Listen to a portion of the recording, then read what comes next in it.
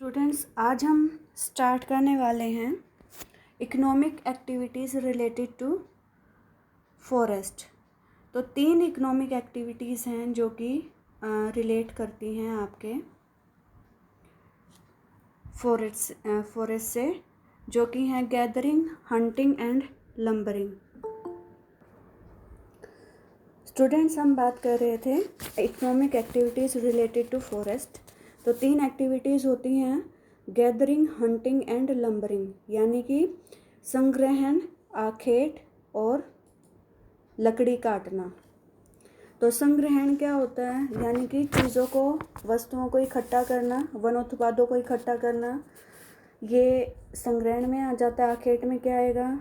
जंगली जानवरों का शिकार करना, मछली पकड़ना, ये आखेट में आ जाएगा। और वनों की लकड़ियाँ काटना, ये लंबरिंग में आ जाएगा। ठीक है, तो सबसे पहले हम गैदरिंग की बात कर लेते हैं। वनों से विभिन्न प्रकार के भोज्य और अभोज्य वस्तुओं का एकत्रीकरण करना ही संग्रहण कहलाता है। ये सबसे पुराना एक व्यक्ति का इकोनॉमिक एक्टिविटी रही है, क्योंकि मनुष्य शुरुआत से ही भोजन के लिए, वस्त्र के लिए और जो अपने मकान के लिए है या अपने आवास के लिए है, वो कहीं ना कहीं गैदरिंग के ऊपर सबसे पहले डिपेंडेंट रहा है शुरू से ही। और ये दुनिया का सबसे पुराना व्यवसाय है। आखेट और मत्स्य से भी जो पुराना व्यवसाय है वो है संग्रहण करना चीज़ों का। यद्यपि विश्व के गिने चुने भागों में आज भी कुछ लोग जो हैं संग्रहण पर अपना जीवन व्यतीत कर रहे हैं, लेकिन ये आर्थिक क्रिया का एक निम्नतम स्तर कहा जा सकता है, क्योंकि इसमें कुछ करना ही नहीं होता, बस वन उत्पादों को इकट्ठा करना होता है अपने सर्वाइवल के लिए। तो मोटे तौर पे अगर हम बात करें तो वनोत्पाद जो हैं ये जो संग्रहण है वो 2 तरीके के होते हैं। एक है आपका सबसिस्टेंस गैदरिंग, दूसरा है आपका कमर्शियल गैदरिंग। यानी कि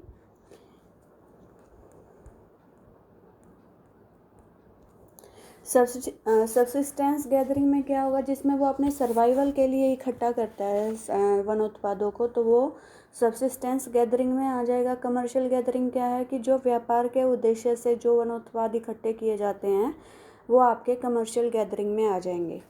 तो सबसे पहले हम बात कर लेते हैं अब सबसिस्टेंस गैदरिंग एक्चुअली है क्या। यह व्यवसाय आदिम अर्थव्यवस्था का प्रतीक है। विश्व के विभिन्न भागों में आदिम जातियां कोई उत्पादन नहीं कर रही होती, बल्कि भोजन, आवास और वस्त्र के लिए अन्य वन्य वस्तुओं के ऊपर आश्रित होती हैं।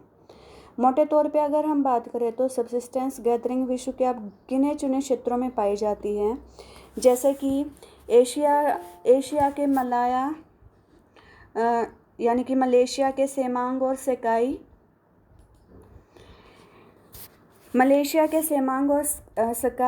दक्षिण अमेरिका में ब्राज़ील के अमेज़न बेसिन में बोरो जनजाति, और अफ्रीका में कांगो बेसिन और गिनी तट के आदिम कबीले। इसके अलावा कालाहारी मरुस्थल में बुशमैन और जायरे के जो है पिग्मी। विश्व के अधिकांश जो पर्वतीय क्षेत्र हैं या सघन वनों वाले जो क्षेत्र हैं, वहाँ पे अभी भी जो है सबसिस्टेंस गैदरिंग की जा रही है।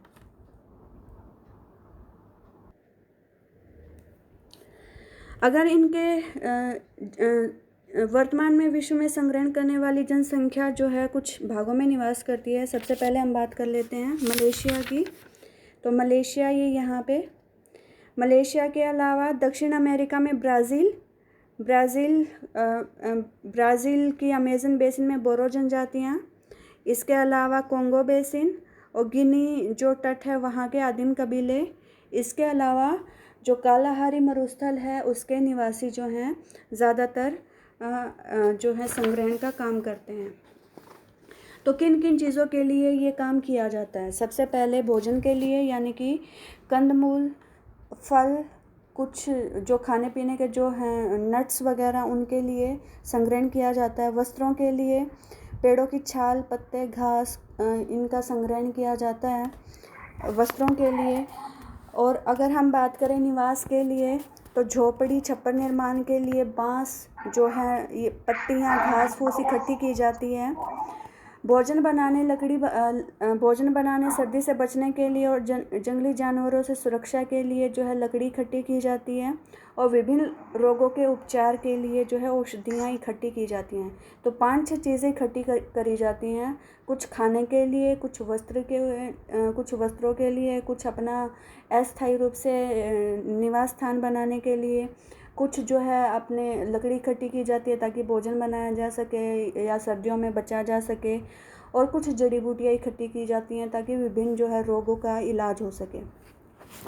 तो अगर तो भोजन के लिए संग्रहण व्यवसाय अभी भी एक संगठित आर्थिक क्षेत्र के रूप में नहीं उभर पाया है, क्योंकि इसके लिए जो है सामाजिक संगठन का अभाव देखने को मिलता और तकनीकी विकास जो है वो नहीं देखने को मिलता।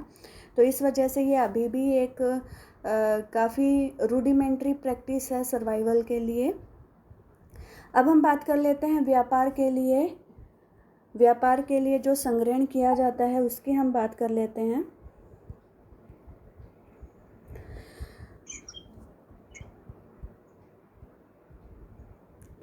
तो जो व्यापार के लिए जो संग्रहण है, विश्व के कुछ भागों में संग्रहण व्यवसाय वनोत्पादों की अधिकता के कारण जीवन निर्वाह से ऊपर उठ चुका है। यानी कि कुछ चीज़ों को बेच के ये लोग पैसा कमाते हैं, और कुछ लोग इन उत्पादों को बेचकर धन भी कमाने लगे हैं। मोटे तौर पे अगर हम बात करें तो 2 भागों में बांटा जा सकता है इनको। 2 भागों में बांटा जा सकता है। उष्णकटिबंधीय वनों में व्यापारिक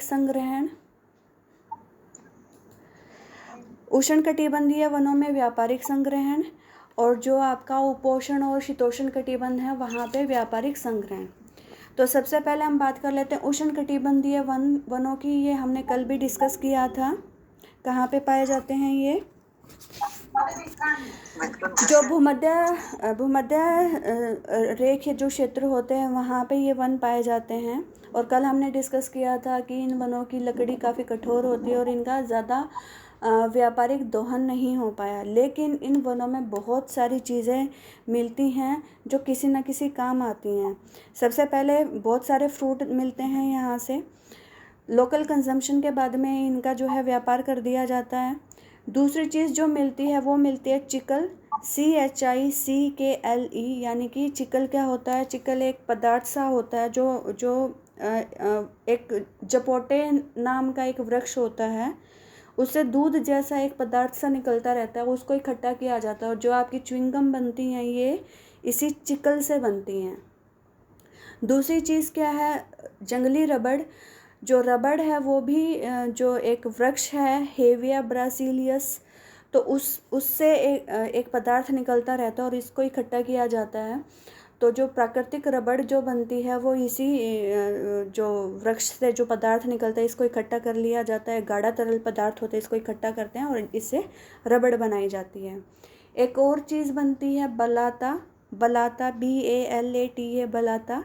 ये भी दूध जैसा एक तरल पदार्थ होता है जो समुद्र के अंदर जो केबल वगैरह जो बिछती हैं उनको बनाने के ये काम आती है। इसके अलावा मशीनों के पट्टे और गोल्फ की गेंद जो बनती हैं उनके खोल बनाने के काम आता है बलाता। फिर बात कर लेते हैं कुछ नट्स की। तो ब्राज़ील नट ब्राज़ील में पाए जाने वाले कैस्टा हीरो नामक वृक्ष पर लगते हैं और इनका उपयोग खाने के काम में लिया जाता है। इसके अलावा एक ताड़ नट प्राप्त होती है, उससे तेल भी निकाला जाता है और वो खाने के भी काम आती है। इसके अलावा उसका जो उपयोग है वो सौंदर्य प्रसाधनों में किया जाता है। और हमको नारियल प्राप्त होता है। नारियल का भी आपको पता ही है कि नारियल से पानी प्राप्त हो रहा है। इसके अलावा तेल प्राप्त होता है, और इसके अलावा जो नारियल की जो छाल होती है, जो नारियल का जो बाहर की खोल होती है, उसको गद्दे वगैरह बनाने के काम में लेके आया जाता है। फिर हमको रेशे मिलते हैं इन वनों से। रेशे जो है अनेक प्रकार के जो अभी आपके वस्त्र उद्योग में काम में लेके आए जा सकते हैं। औषधियाँ, बहुत प्रकार की औषधियाँ मिलती हैं। सिनकोना पेड़ की जो छाल है उससे कुनेन नामक दवाई मिलती है और जो मलेरिया के उपचार के काम आती है। इसके अलावा और बहुत सारी जो है जड़ी बूटियाँ इकट्ठी की जाती हैं, जैसे कपूर हो गया, हरड़ हो गया, जायफल, आंवला, ठीक है। ये बहुत सारी आपकी जड़ी बूटियाँ प्राप्त होती है। इसके अलावा एक टैनिन नाम का पदार्थ प्राप्त होता है। टैनिन क्या काम करता है? टैनिन जो है चमड़ा साफ करने के काम आता है। तो कुछ पेड़ों से, जैसे कि चेस्टनट हो गया, ओक हो गया, मैंग्रोव हो गया, इनकी छाल से और बबूल की छाल से जो है हमको टैनिन प्राप्त होता है, जो कि चमड़ा साफ करने के काम में आता है। इसके अलावा हमें गोंद और लाख प्राप्त होता है। तो गोंद भी कई वृक्षों से मिलता है हमको, और लाख जो है वो हमें कई कीड़ों की वजह से प्राप्त होता है, जो कि आपके आभूषण वगैरह बनाने के काम आता है।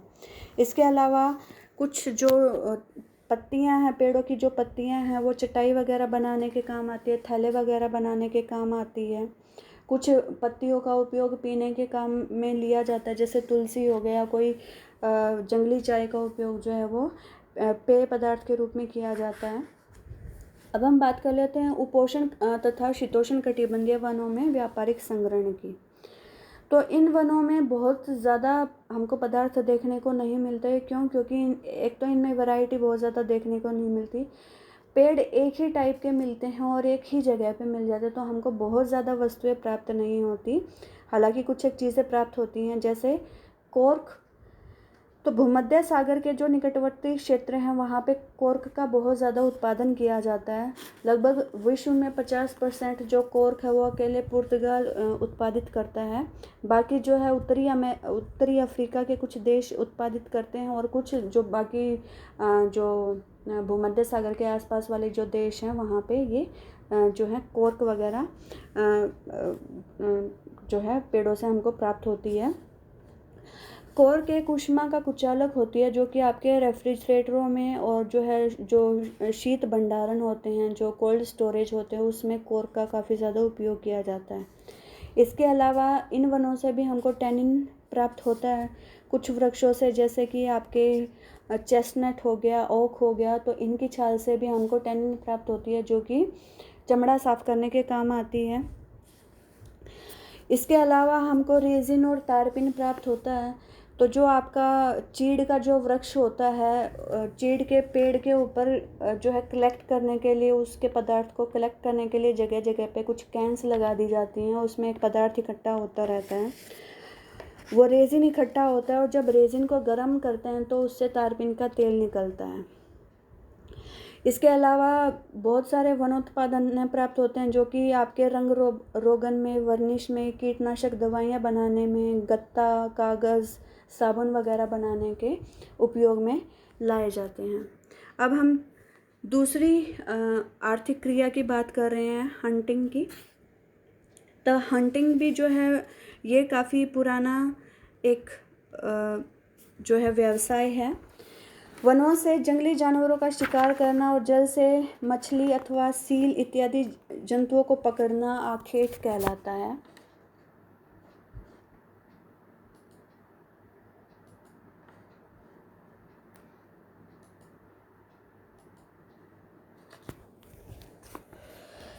मनुष्य की यह क्रिया भी संग्रहण जितनी पुरानी तो नहीं है, उसके बाद में आई है, लेकिन पुराना जो आदि मानव था उसने अपनी जो मूलभूत आवश्यकताएं, जैसे भोजन की, वस्त्र की और आवास की, तो उनको पूरा करने के लिए आखेट का सहारा लिया है उसने।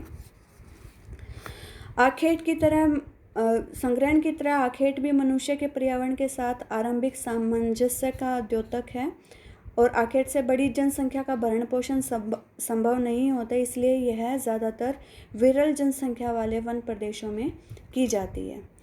आज की अगर हम बात करें तो कुछ ये विश्व के मैंने आपको क्षेत्र बता रखे हैं जिनमें अभी भी आखेट किया जाता है। भूमध्य रेखीय प्रदेश में स्थित मलेशिया के जंगलों में रहने वाली सेमांग और सेकाई जनजातियां अभी भी आखेट करती हैं।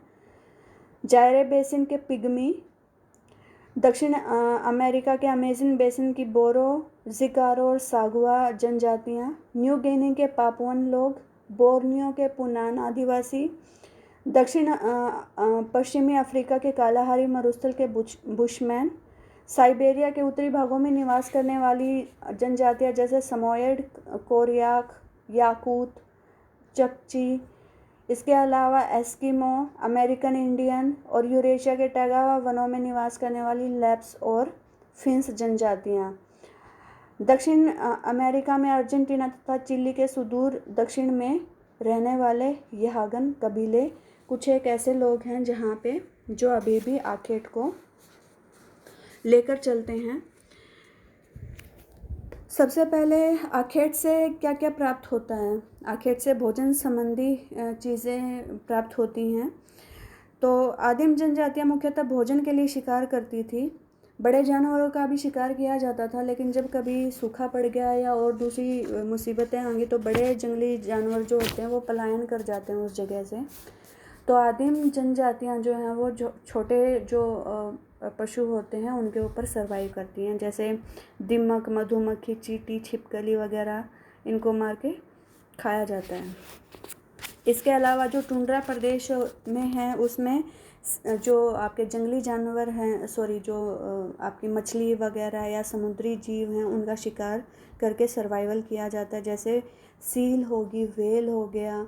इसके अलावा ध्रुवीय भालू, रेनडियर आदि का आखेट करके जो है भोजन की पूर्ति की जाती है। वस्त्रों की अगर बात करें तो स्पेशली जो ठंड में रहने वाले जो ये आखेटक हैं वो उनको स्पेशली जो जानवर हैं उनकी खाल प्राप्त होती है, जो कि उनके वस्त्र का काम करती है कहीं ना कहीं। फर, कई जो शीत जलवायु में रहने वाले जो पशु होते हैं उनसे काफ़ी अच्छी फर प्राप्त होती है, जो कि वस्त्र उद्योगों जो आपके कोट वगैरह हैं उनको बनाने के काम आती है।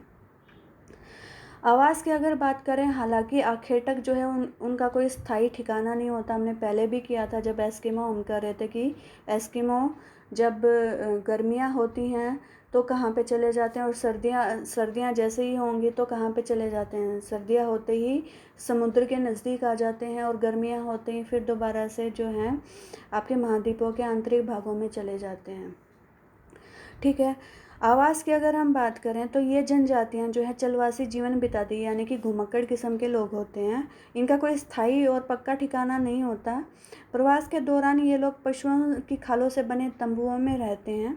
जैसे हमने पहले भी किया था कि जो एस्किमो हैं, एस्किमो अपने इग्लू में जो है खाल का उपयोग करते हैं सर्दियों में अपने आप को ठंड से बचाने के लिए।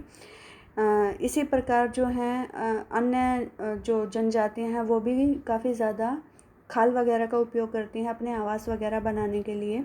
अस्त्र शस्त्र की अगर हम बात करें तो हड्डियों का उपयोग किया जाता है अपने जो औजार वगैरह हैं उनको बनाने के लिए। हमने पहले भी किया था कि कुछ लोग उनके चाकू बनाते हैं, कुछ तीर कमान बनाते हैं। उपयोगी वस्तुएं, इसके अलावा हमको और बहुत सारी उपयोगी वस्तुएं प्राप्त होती हैं इन आखेटकों को, जैसे कि जो है जल और भोजन के भंडारण के लिए जो जायरे बेसिन के जो पिग्मी हैं वो काफ़ी बड़े बड़े थैलों का उपयोग करते हैं, जो चमड़े के काफ़ी बड़े बड़े थैले होते हैं। और चमड़ा कहाँ से प्राप्त हो रहा है? जंगली जानवरों से प्राप्त हो रहा है।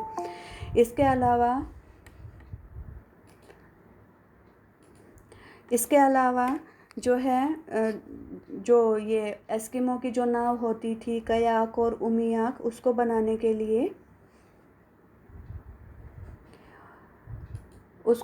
के लिए भी ये बहुत सारी चीज़ों का उपयोग करते हैं। जैसे बुशमैन वगैरह हैं वो शुतुरमुर्ग के जो अंडे होते हैं उनको तोड़ के अपने जो है बर्तन वगैरह बनाते हैं, पानी वगैरह भरते हैं उसमें। तो इनकी एक बार लोकेशन की हम एक बार बात कर लेते हैं। हम आखेटकों की बात कर रहे थे तो आप यहाँ पे देख पा रहे हैं इस वाले पोर्शन में लैब्स आपको दिखाई दे रहे हैं। यहाँ पे याकूत, युकागिर, चुकची आपको दिखाई दे रहे हैं और साथ साथ में यहाँ पे एस्किमो या इन्यूट आप देख पा रहे हैं इस पूरे के पूरे मैप में। तो ये आपके कुछ एक आखेटक हैं। अब हम बात कर रहे हैं वनों के ऊपर जो तीसरी एक्टिविटी डिपेंडेंट है, तीसरी इकोनॉमिक एक्टिविटी लंबरिंग, यानी कि लकड़ी काटना। तो वनों का सर्वाधिक महत्व लकड़ी के स्रोत के रूप में रहा है शुरू से। जलाने की लकड़ी से लेकर औजार, हथियार, इमारत, यातायात के साधन बनाने, औद्योगिक कच्चे माल के रूप में लकड़ी का उपयोग जो है वो शुरू से होता आया है और अब इसका महत्व बढ़ता ही जा रहा है। इसी कारण लकड़ी काटने का व्यवसाय वनों पर आधारित अन्य सभी व्यवसायों से अधिक महत्वपूर्ण जो है व्यवसाय है। ये भी दो तरीके का जो है आपका व्यवसाय देखने को मिलता है। एक तो उष्णकटिबंधीय वनों में लकड़ी काटने का व्यवसाय, दूसरा है शीतोष्णकटिबंधीय वनों में लकड़ी काटने का व्यवसाय। ठीक है, यह उष्णकटिबंधीय वनों में लकड़ी काटने का व्यवसाय जो है घरेलू उपयोग के लिए लकड़ी प्राचीन काल से प्राप्त की जा रही है इन वनों से। लेकिन अब जो है इसका जो है थोड़ा बहुत व्यापारिक दोहन होना शुरू हुआ है, स्पेशली मध्य अफ्रीकन गणराज्य कैमरून, कांगो, गैबन, पश्चिमी अफ्रीका के तटीय वनों में महोगनी वृक्षों की कटाई की जा रही है। भारत और दक्षिणी पूर्वी एशिया से जो है वो सागौन की लकड़ी काटी जा रही है, बहुमूल्य सागौन की लकड़ी काटी जा रही है। उष्णकटिबंधीय क्षेत्रों में लकड़ी काटने का व्यवसाय अभी भी अपनी विकसित अवस्था में नहीं है, जिसके कुछ एक कारक हैं, जैसे यहाँ पे उष्ण और आर्द्र जलवायु स्वास्थ्य के लिए ज़्यादा अच्छी नहीं होती। दूसरा, यहाँ पे उगने वाले पेड़ों की लकड़ी जो है वो काफ़ी कठोर है, जो आर्थिक दृष्टि से काफ़ी उपयोगी नहीं है। इसके अलावा ये जंगल काफ़ी ज़्यादा घने हैं, जहाँ पर पहुँचकर लकड़ी काटना बहुत मुश्किल काम है। जंगलों में बहुत सारे बड़े बड़े जानवर और जहरीले कीट पतंगे मिलते हैं। यहाँ की जो ज़मीन है वो काफ़ी दलदली है, जिसके कारण लकड़ी को काटना और ढोना जो है वो काफ़ी मुश्किल हो जाता है। एक ही स्थान पर अलग अलग किस्म के पेड़ पाए जाते हैं, जिससे किसी विशेष किस्म की लकड़ी को प्राप्त करने में काफ़ी ज़्यादा दिक्कत आती है। हमने कल भी डिस्कस किया था। इसके अलावा इस क्षेत्र में जल विद्युत का अभी भी विकास नहीं हुआ है, सारा काम हाथों से किया है, मशीनीकरण नहीं किया जा रहा अभी भी। वैज्ञानिक प्रबंधन का अभी भी अभाव है और उष्णकटिबंध के ज़्यादातर जो देश हैं वो अभी भी बहुत ज़्यादा गरीब हैं। यहाँ पे वाणिज्यिक लकड़ी की मांग अभी भी काफ़ी कम है।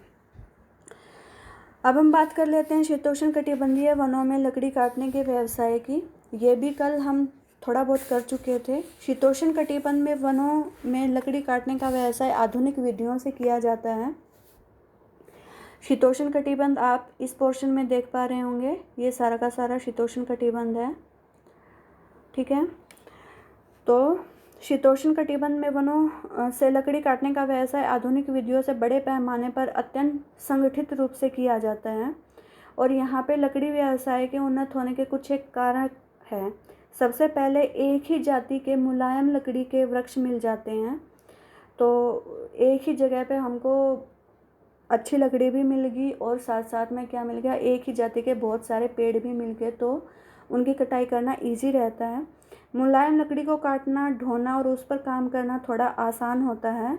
उष्णकटिबंधीय वनों की अपेक्षा शीतोष्णकटिबंधीय वनों में प्रवेश करना थोड़ा इजी रहता है, क्योंकि वहाँ की जो एरिया था वो काफ़ी दलदली था। ये वन सड़क और रेल मार्गों द्वारा अच्छे से जोड़े जा चुके हैं। इससे लकड़ियों का जो लदान है, यानी कि रेल के ऊपर चढ़ाना, उसको उतारना, उसका परिवहन जो है आसान हो जाता है।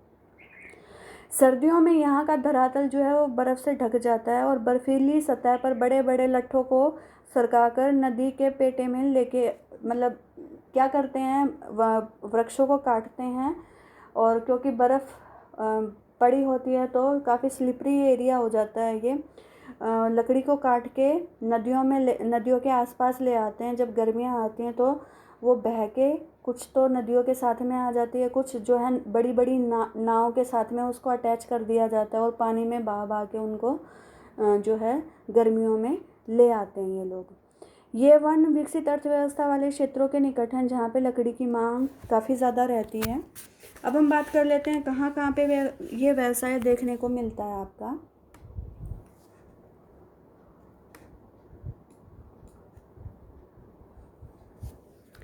सबसे पहले उत्तरी अमेरिका में लकड़ी काटने का व्यवसाय रॉकी पर्वत श्रेणी तथा कनाडा के उत्तरी भागों में स्थित कोणधारी वनों के क्षेत्र में विकसित है।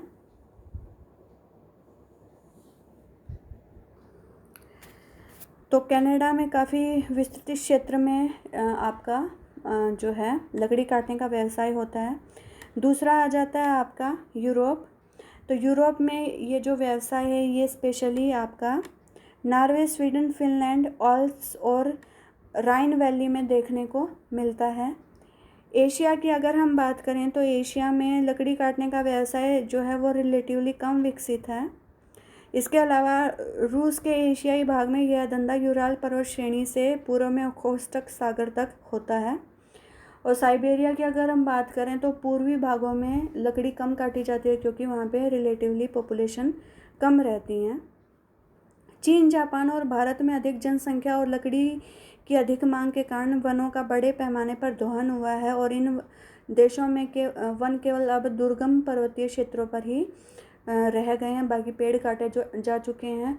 अगर आपको ध्यान हो तो किसी भी देश की जो पारिस्थितिकी जो है उसको बचाने के लिए किसी भी देश के लगभग 33% एरिया पे वन होने चाहिए, लेकिन इंडिया के लगभग 21.5% एरिया या लगभग 22% एरिया ऐसा है जिसके ऊपर वन पाए जाते हैं। और ये वन ऐसा नहीं है कि इंडिया में पूरे क्षेत्र के ऊपर पाए जाते हों। हरियाणा, पंजाब में 1 या 2% से भी नीचे एरिया है, वन मिलते ही नहीं हरियाणा और पंजाब में। वन ज़्यादातर अभी भी पर्वतीय क्षेत्रों में या मध्य प्रदेश में या कुछ इन इलाकों में अभी भी पाए जाते हैं। तो इंडिया में जो डिस्ट्रीब्यूशन है वनों का वो भी काफ़ी असंतुलित है और इसी वजह से कई बार बोला जाता है कि ज़्यादा से ज़्यादा अब पेड़ लगाए जाने चाहिए, क्योंकि नहीं तो जो प्राकृतिक संतुलन है वो देश का गड़बड़ा सकता है। करें तो दक्षिणी गोलार्ध में लकड़ी काटने का व्यवसाय अल्प विकसित है क्योंकि यहाँ शीतोष्ण कटिबंधीय वन काफ़ी कम देखने को मिलते हैं आपके यहाँ पे। यह व्यवसाय दक्षिण अमेरिका के चिली, पैटागोनिया, दक्षिण अफ्रीका, पूर्वी ऑस्ट्रेलिया, तस्मानिया और न्यूजीलैंड में देखने को मिलता है। Lumberjack of Canada, LUMBERJACK, lumberjack of Canada, ये कौन से लोग हैं? लंबरजैक का क्या मतलब है और कनाडा की ही क्यों बात हो रही है ये? तो कनाडा एक ठंडा देश है जिसमें काफ़ी लंबी शीत ऋतु चलती है और ग्रीष्म ऋतु काफ़ी कम जो है टाइम के लिए होती है। तो लोगों का जो खेतीहर जो मज़दूर होते हैं तो वो क्या करते हैं कि गर्मियों में तो उनको काम मिल जाता, लेकिन सर्दियों में काम नहीं मिल पाता क्योंकि बर्फ़ गिर जाएगी। तो ये क्या करते हैं, कनाडा के उत्तरी पोर्शन में चले जाते हैं, स्पेशली यहाँ पे चले जाएंगे और लकड़ी काटने का काम करेंगे। इस वाले पोर्शन में ये लोग लकड़ी काट के डाल देंगे और उनको नदियों के आसपास ले आएंगे ताकि जब गर्मियों में बर्फ़ वगैरह पिघले तो वो जो है लकड़ियाँ साथ में बह के अपने वहाँ मतलब नदी के पानी के साथ में आ जाएं। तो इन लोगों को लंबरजैक बोला जाता है। सर्दियों में भारी ठंड के कारण जब खेती का काम ठप हो जाता तो खेतिहर मजदूर अपने परिवारों के साथ कनाडा के उत्तरी भाग में स्थित कोणधारी वनों में चले जाते हैं और वहाँ पे लकड़ी काटने का काम करते हैं। गर्मी होते ही ये दोबारा से दक्षिण कनाडा में आ जाते हैं अपने खेतों में और खेतों का काम करने लगते हैं। तो ऐसे किसान और श्रमिक जो गर्मियों में खेती और जाड़ों में लकड़ी काटने का धंधा करते हैं, कनाडा में उनको लंबरजैक बोला जाता है। आजकल जो ये लकड़ी काटने का जो व्यवसाय है ये जो है स्वचालित या ऑटोमेटिक मशीनों से किया जाता है, कुल्हाड़ी वगैरह का उपयोग नहीं होता। एक पर्टिकुलर हाइट के जो हैं वो पेड़ काटे जाते हैं, प्रॉपर हाइट के लट्ठे बनाएंगे और उनको नदियों के पास में जाके छोड़ाएंगे। लट्ठों को ट्रैक्टर से खींचकर नदियों के आसपास डाल दिया जाता है। इस समय धरातल और नदी में बर्फ़ जमी हुई होती है और बर्फ़ पर लकड़ी को फिसलना जो है वो रिलेटिवली आसान होता है। लंबरजैक्स जाड़ों में जो है क्योंकि भीषण ठंड पड़ती है तो शहरों जैसा आनंद तो नहीं ले सकते, लेकिन सरकार काफ़ी सुविधाएं इन लोगों को प्रदान कराती है, स्पेशली एजुकेशन की और स्वास्थ्य की सुविधाएं इन लोगों को उपलब्ध कराती है। यहाँ पर सरकार ने रेल के डिब्बों में चलते फिरते अस्पताल और स्कूल खोले हुए हैं। किसी एक जगह के ऊपर ट्रेन का डिब्बा रुकेगा, जब वहाँ पे पेड़ की कटाई का काम हो जाएगा तो फिर दूसरी जगह पे उस रेल के डिब्बे को भेज दिया जाता है लंबरजैक के साथ में। और जैसे ही जब गर्मियाँ होती हैं तो ये लोग वापस से अपने घरों की ओर आ जाते हैं। तो आज के लिए हम इतना ही करेंगे भाई।